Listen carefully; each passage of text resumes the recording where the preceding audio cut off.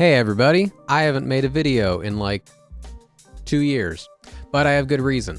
I have been working full-time with Blizzard for the last almost 2 years, starting in March. And so the minute I got hired at Blizzard, I basically started prioritizing, all the studio work and haven't really made time to work on videos and stuff. But every now and then I still stream on Twitch, and the thing that I get asked pretty much every single time is, hey, when is your League of Legends splash art process video going to come out?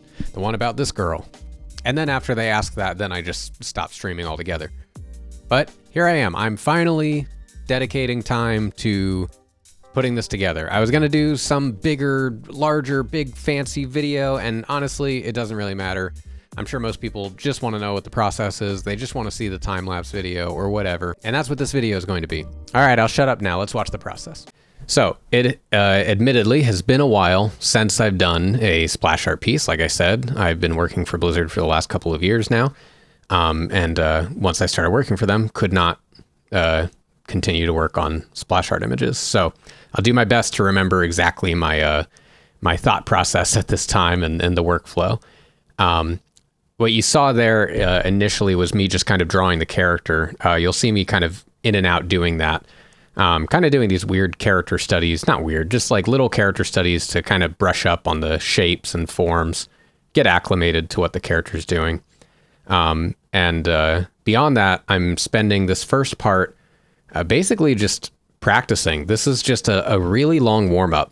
I found in my process working on splash images that when I spent the initial time warming up and practicing gestures, researching the character, practicing drawing the character, and practicing structure, which is what I'm doing here, I felt far more confident with the drawings that would come out of it. It also is just like, if this is the first thing I'm working on for the day, it's just a nice warm-up. It's just something to kind of loosen up. And I feel like this is the opportunity that I have now to do bad stuff. Like, this is my time to get anything that's like not good out of the way, right? So I can be rougher. Things don't have to be accurate. And all I'm really doing is I'm just finding these images, whether it's real photos that I'm finding on Pinterest, or it's like other people's art or whatever that just kind of looks interesting or cool to me. I'm finding these images that I think for some reason they stand out to me when it comes to this character. There's something about it that I like. I might want to kind of like steal or borrow or something like that, whether it's like the shape language or the angle of the head or, all these little things. And just getting that practice in. And like I said, I just did a little character study before I was gonna start attempting to work on thumbnail sketches finally. But as I started on my first thumbnail sketch, I looked at the character and realized, she's got a sniper rifle, a giant gun, and it's a pretty key part of her character there. So I decided, I actually had already gathered reference for this. I just didn't do studies of it. So that was me working for, I think in total, all the studies that I did just then, it's only about 3 minutes or so of the video, but that was about an hour to an hour and a half maybe of me just drawing poses and just warming up before actually starting on thumbnail images. So here, what I'm doing is you'll see all these layers just start to rack up. I'm just noodling. I'm just sketching out ideas. I'm thinking of different camera angles, thinking of different narrative beats, story moments, like whether it's good or bad or whatever. And most of the time, if it's bad, you'll see like I scrap it pretty quick, where I'm working on it, and each of these maybe is anywhere between 3 to 5 minutes that I'm spending on, if that. Just getting through tons of ideas. And you'll see that like I was highlighting the ones that I liked in green. That's just for organizational purposes, so that I can go back and I remember like, okay, I liked this one, and then scrap the rest. And then the next step, after I get these kind of really, really rough gestural thumbnails in there, I start to refine them a little bit. And this is like, this is like step 2 of 3, maybe 4 of thumbnail refinement. I ran a CGMA course a couple years ago before starting at Blizzard, and all my students will remember the thumbnail refinement stage that I that I had them go over. I don't think thumbnail refinement should take a super long time. I don't think it's worthwhile to invest too much time on stuff that hasn't been approved, or the client's just like, no, I don't want to go that direction, and they decide to go with something else. However, I do think that it's important to be able to correctly, or not correctly, but create a compelling image with as little a detail as possible. So with the minimal amount of information, or as like rough as this can be, what is this like image? What is the fantasy of this image that I'm trying to sell? Because I think people end up having a lot of trouble, I feel like, with taking the time to fully sell that fantasy. And in fact, I mean, now in a lot of work that I do, it's not League splash art, but in a lot of freelance that I might take on, whether it's Hearthstone or Magic cards or whatever, I'll even initially I'll go right into color and light before I even send it to the client. Which you'll see that that's not my usual process at this time. I was very, very structured of thumbnail, which is what I'm working on right here, into a color and light pass, into a refined drawing, or, those are interchangeable sometimes. And then I would begin the render stage. And that's how I handle this at the moment. But I think that, you can do whatever's necessary to help sell that fantasy. Because sometimes the image is really, really heavy on the color and light. Sometimes the pose can be so subtle, but with, just the right color, just the right lighting or whatever, you can make something that seems really subtle or kind of boring into something that's like really, really interesting. And sometimes you almost want the pose to be subtle so that the lighting can like carry the image. So you're kind of missing out on some of those things if you don't take this time to refine thumbnails in this way. I really liked this one. I thought this one some of these come together a lot quicker. I think this pose, this face, this angle, I thought just felt really natural. I wish they'd gone with that one. I liked that one a lot. So yeah, this is now the step 3 of the refinement. So I took the gesture. The first step of this was be as quick and rough as possible for me to understand, like, okay, what is the overall pose here and what's the overall story? Then step 2 was start to incorporate perspective, start to add structure to the pose so that I can understand a bit better where, certain key things are going to be placed, and the actual like angle, and getting those like little subtle details in with the character. And now step 3 is emphasizing those subtle details.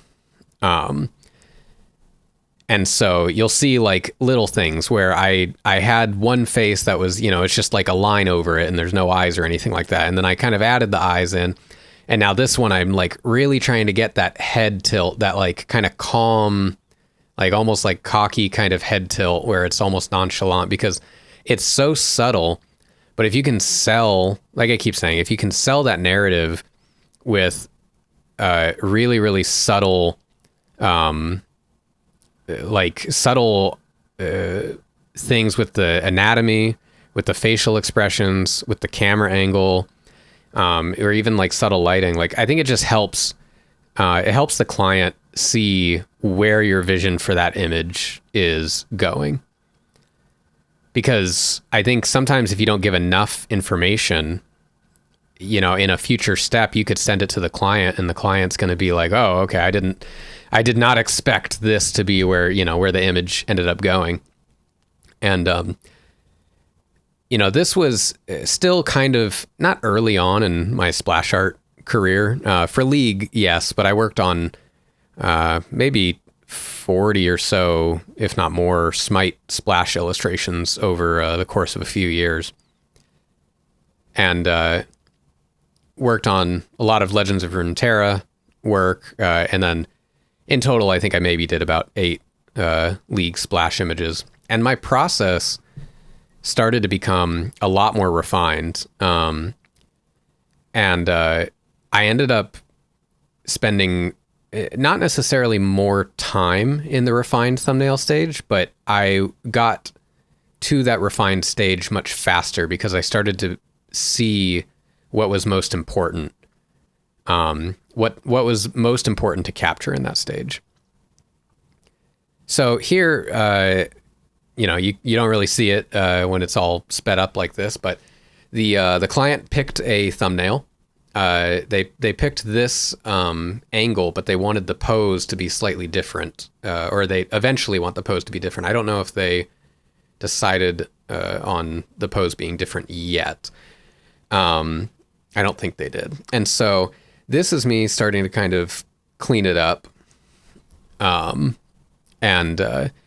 This isn't, I'm not like at that final line drawing stage.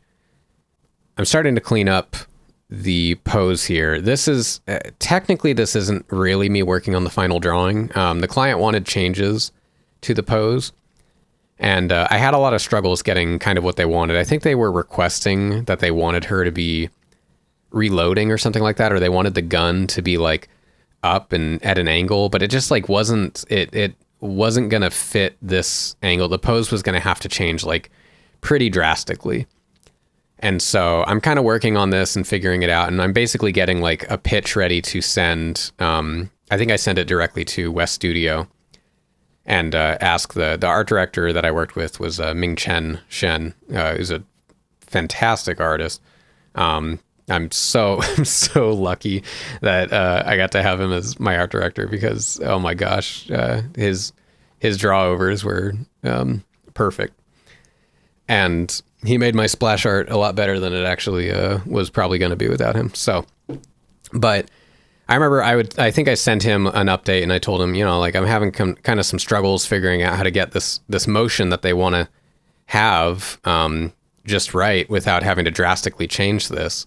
Because like I would have had to have the gun probably on like the other side, the way that she's kind of holding it, and it was an awkward angle to try and have her doing that motion. And this is like kind of an important thing, and this is something that I would run into a lot in my early career of doing splash art, especially with Smite. As sometimes I would end up getting this feedback that was very much like, oh, you move this arm like this way, or like have this arm do this thing instead.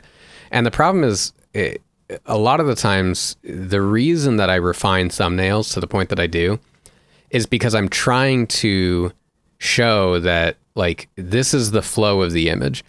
If I suddenly were to change the entire pose or the entire gesture, the entire image is now off because all shapes that I have around this pose were made with this pose in mind. So you can make subtle adjustments, you can make subtle changes. That's definitely possible. But anything too different, and a lot of the times it's going to completely alter the composition, and it's just not, it's very difficult to suddenly just shove in a new pose and make something work. So I think we kind of ended up deciding that not the actual reloading was what's important, but having her kind of holding like an ammo clip or something was kind of cool. And so what I'm doing here that you're seeing is I'm sort of relaying in that perspective grid that I had from the refined thumbnail stage.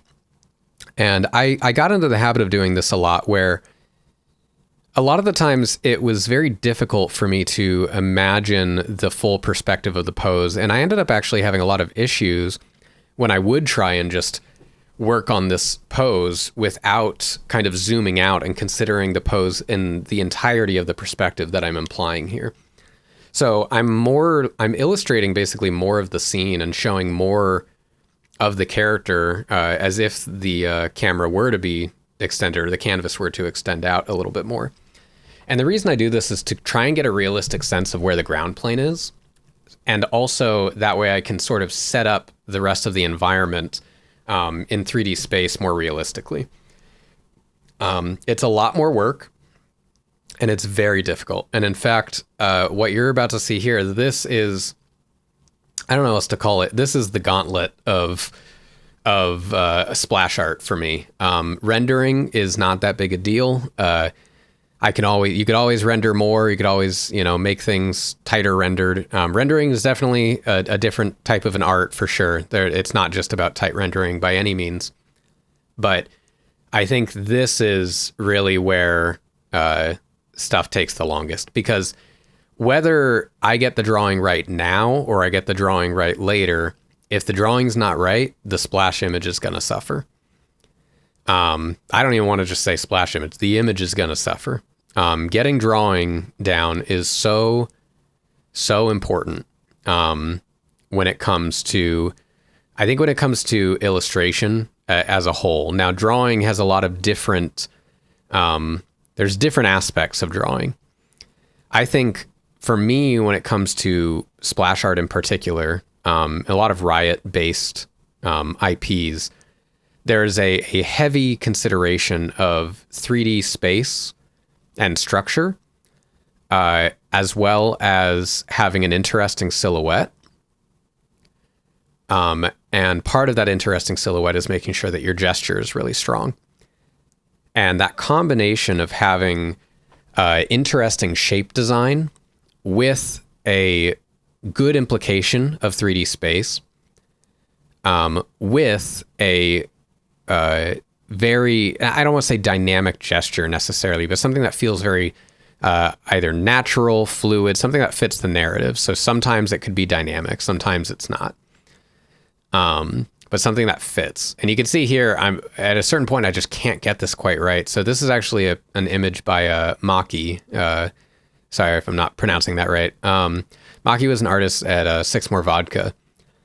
And I absolutely love his work. I think he's so good, and is very good at capturing exactly what I'm talking about, of capturing this interesting shape design in combination with a good gestural flow and good implication of 3D space. And that character in particular that I pulled up that he did, I have in my anatomy folder and I look at it all the time. And so I was looking at this pose and I was like, I think that there's something similar here with the shape language that I want to try and work on. So using that as sort of, as artists do, stealing, just straight stealing, helped me get the pose just right.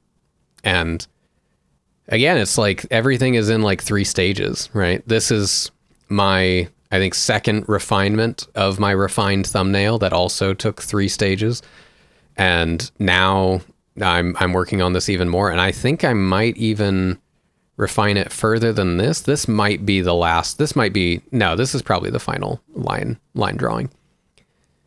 But you'll see there's still a lot of changes. I try to get as many of the changes in before I reach this stage, because this stage is the most time consuming. It's where you get all that little attention to detail, where suddenly one line and how it intersects with another line is so important and just makes or breaks 3D space. And so if I can kind of solve all those things while it's in a simpler, rougher state, then it makes it a lot easier.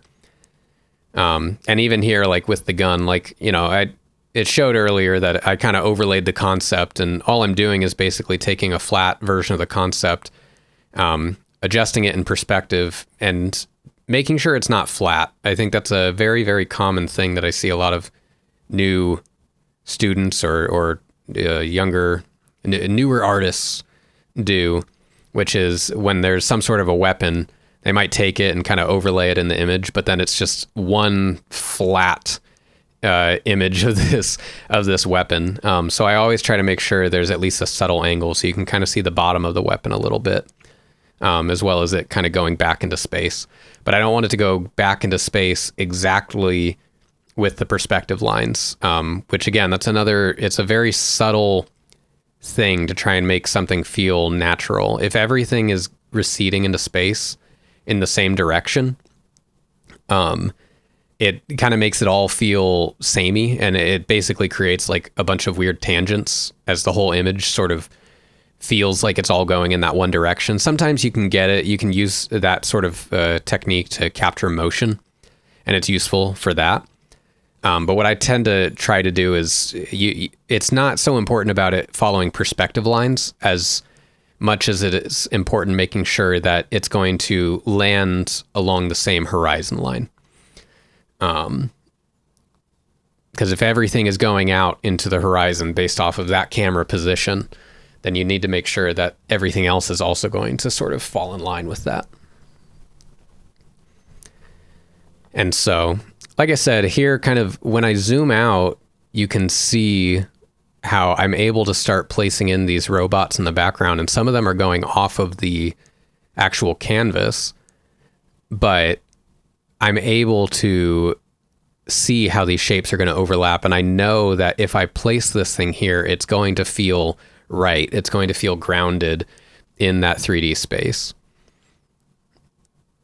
And sometimes, not everything has to be placed absolute, 100% correct in the 3D space. But I think there's times that you can break it. But like I said, I think for certain IPs, and League being one of them, I think it's a pretty important aspect to capture splash art in a lot of the time. Gosh, yeah, this drawing took so long. And you can see here now I'm calling the drawing good. I'm starting to block in the values. Basically, I'm trying to recreate what the thumbnail was, and starting on the color pass.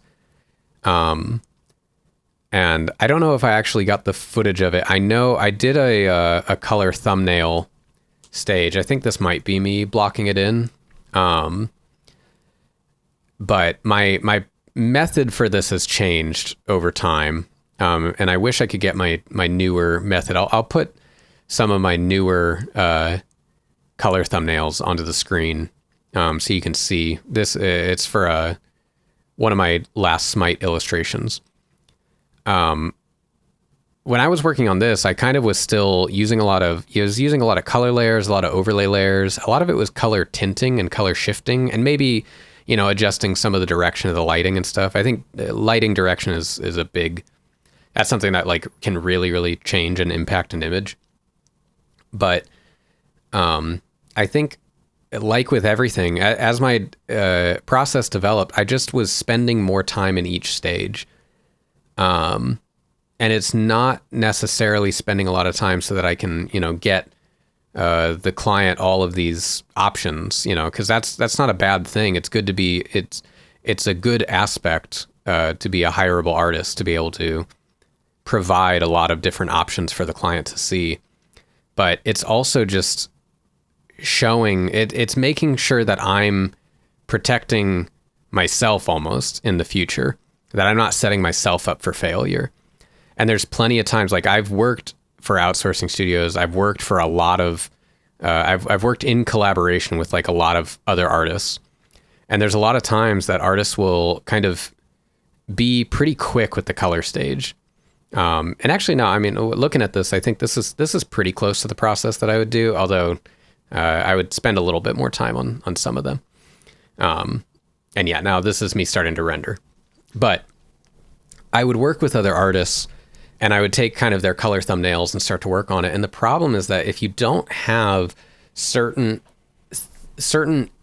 bits of information figured out, if you don't know, like, lighting direction, if that's not figured out, if you don't have proper facing values on planes, that's a huge one that people don't really consider. A lot of people don't consider how much like ambient occlusion might be affecting the planes on something, and it drastically changes how the values are going to be perceived.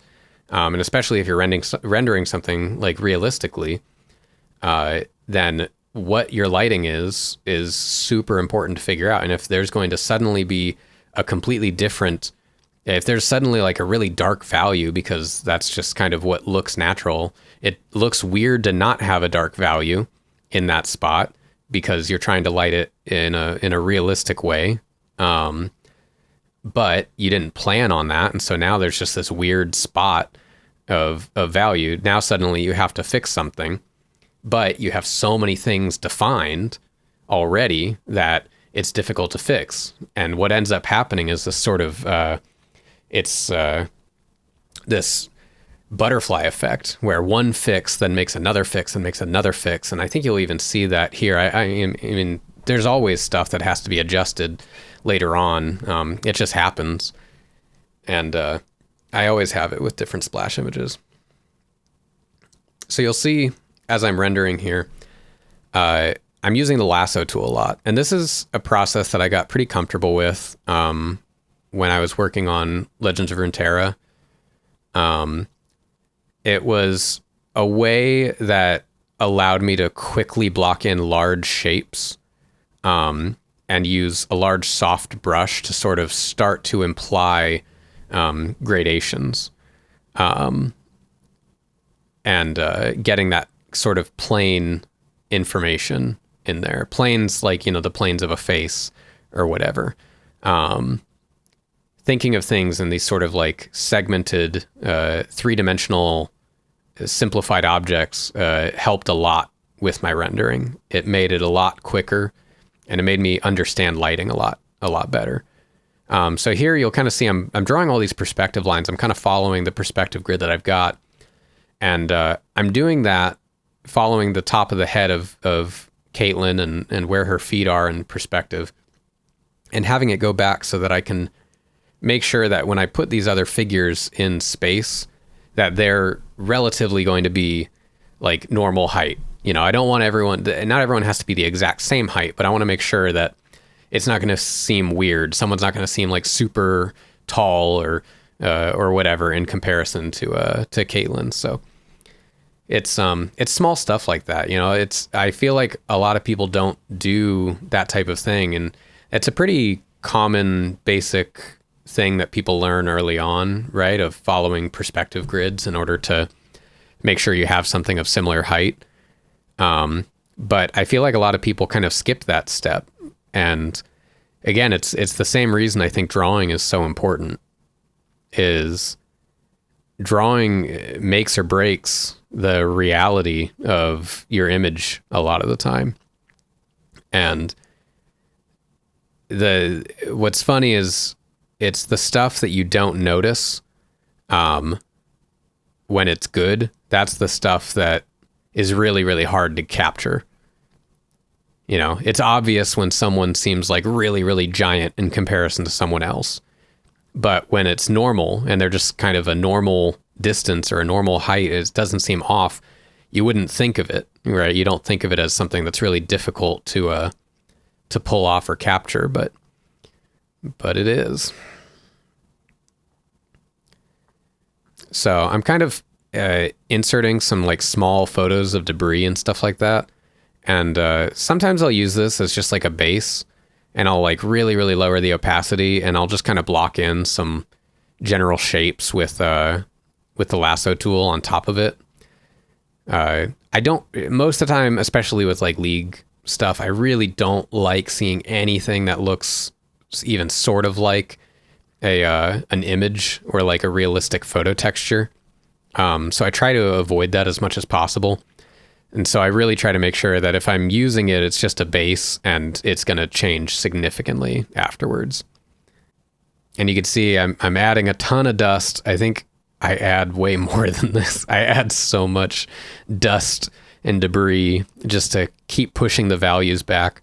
And this is, again, it's another problem, I think, with not planning the color and light well enough. I think I run into some issues with how the color and light is shown on this character. So usually the go-to, if if the values aren't reading well, you just have a giant thing of pretty much a mid-tone to a light value that frames the character. And that's basically what you end up seeing at a certain point, is just so much dust that sort of is blooming behind the character that it just helps them pop out. Which, you know, it works. It's fine. It's a method. It looks cool.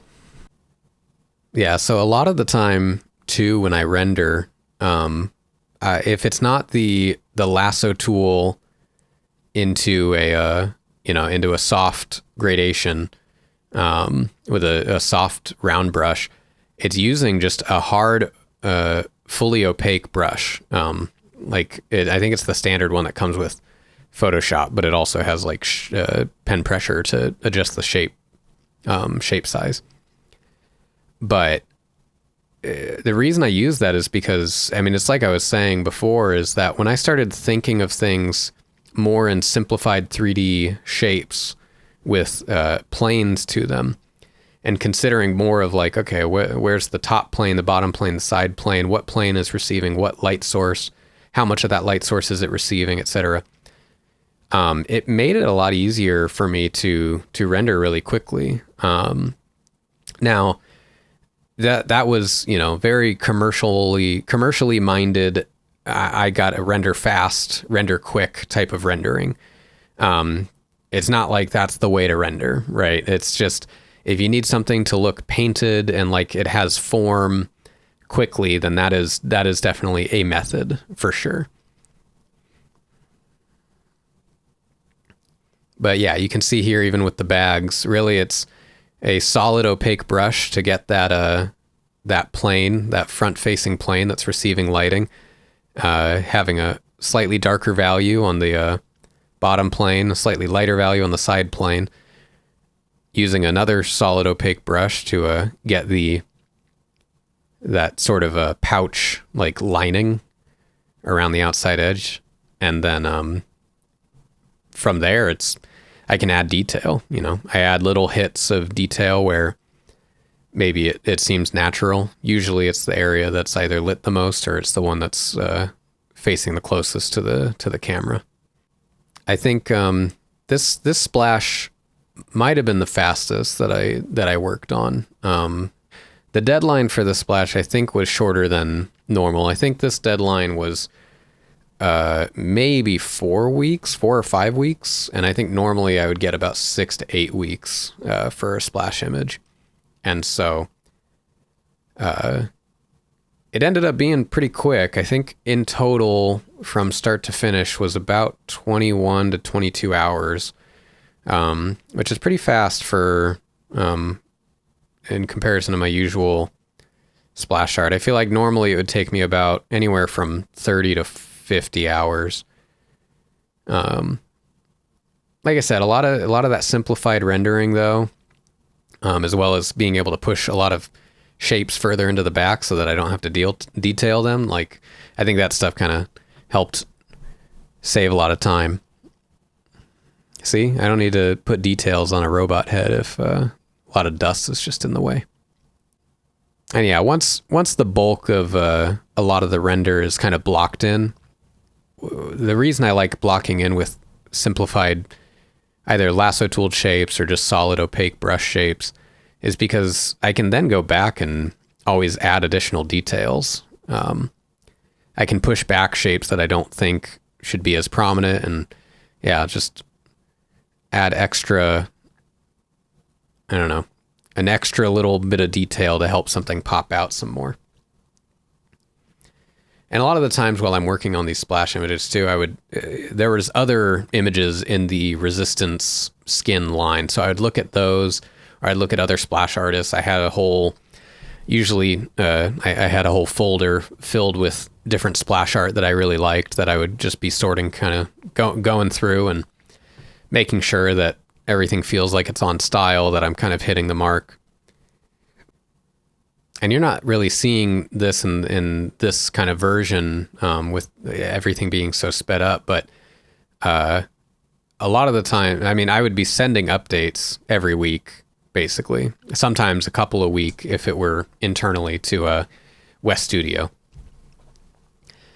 And so I'd be getting a lot of feedback back. There was usually like quite a few little notes here and there of small things to adjust. I think a lot of it had to do with the values and the lighting.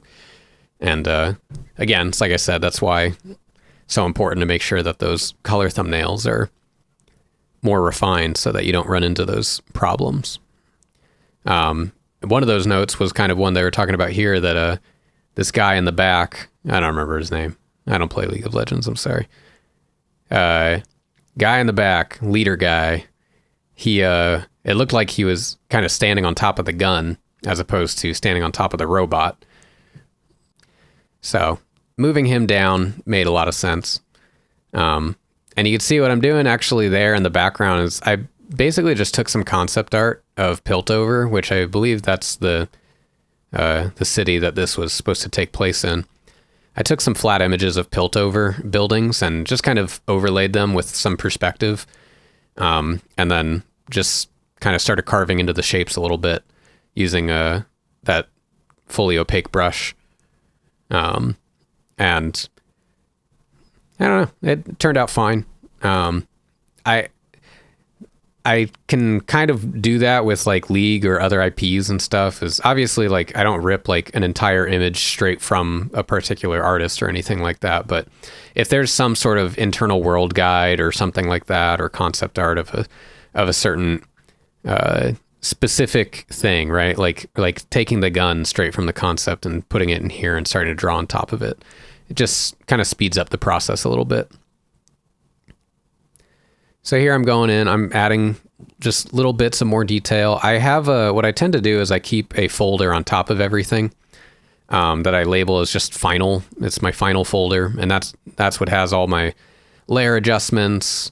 It's what has all my little extra bits that just kind of bump the lighting up. And I got some notes from the client that the hat like wasn't quite right. So kind of opened up the model and made some changes to that. But that when it gets to the end of these splash images, that tends to be a lot of the feedback, is it's them kind of combing over, making any final like on model is what they call it, type of adjustments to make sure that, does this really look like the character? Does this look like the skin? Are people going to understand that? Do the other characters look like them? Is the world feeling okay? Like all these little things. And there's a lot of little subtle details. Like I said, I didn't quite get the hat right. And so making sure that that logo is just right on there, or that it's at like the right angle or something like that. And yeah, me adding in a lot of rim light, because again, it's not quite feeling right. It's like there's not enough values that are kind of popping off of each other. So got to make sure that rim light looks good to help separate the forms.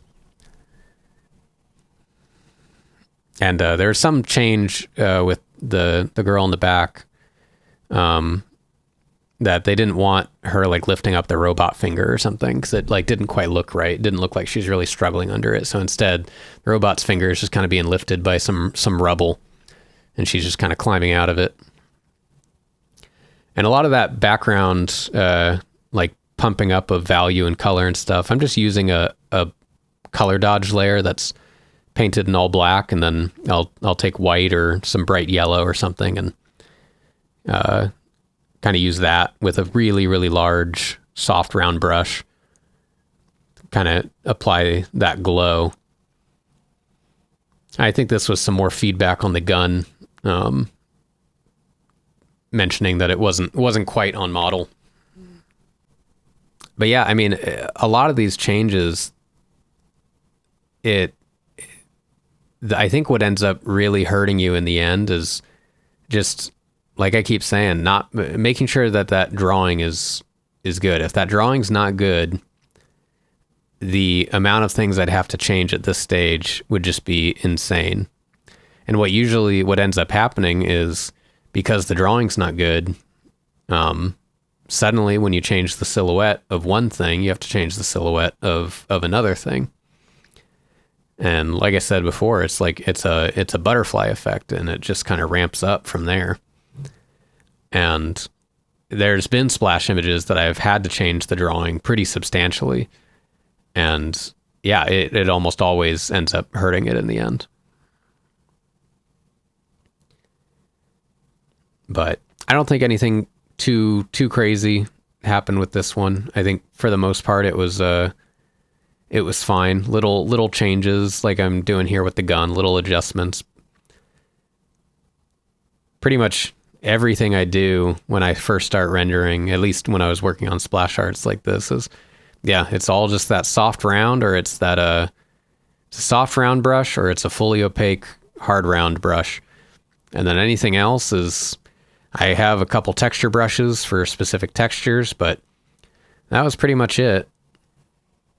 I had some, little debris and cloud brushes and stuff here and there, but no, really don't need much else. Just need those two brushes. Wow, wasn't that great? Wow, wasn't that really great? Isn't splash art wonderful? Isn't commercial art wonderful? Isn't art great? Isn't it so good? Don't you love art? Thank you everyone that watched this video and has been bothering me about making it for so long. I'm really sorry it took me this long to finally make this video. For anyone that's interested in what else I've got going on, I still stream on Twitch occasionally. I've been doing a weekly game design podcast / video thing called Distraction Makers with my buddy Gavin. So we have a video that comes out twice a week, and we just talk about game design stuff on there. And last year, I started experimenting a lot with making custom playmats because I kind of rediscovered my love for trading card games. And so you can see some of the playmats that I made here. I made a cool Tiamat one, and I made a cool Dockside Extortionist one because I did the art for the first Dockside Extortionist card. This year, I've got a lot more plans for stuff like that. And so if you go and watch me on Twitch, you can probably see me working on some of those things. In fact, I made an Exodia one just recently, but I haven't released it yet, but maybe I will. Along with my Digimon ones. I like making playmats, guys. So if you're interested in any of that stuff, feel free to follow me here, follow me on Twitch, on Twitter, everywhere. I don't know, there's like social media all over the place. It's kind of taken over our lives. I think I'm on TikTok, and I don't know, maybe I'll make another video here soon. We'll see what happens. All right, bye.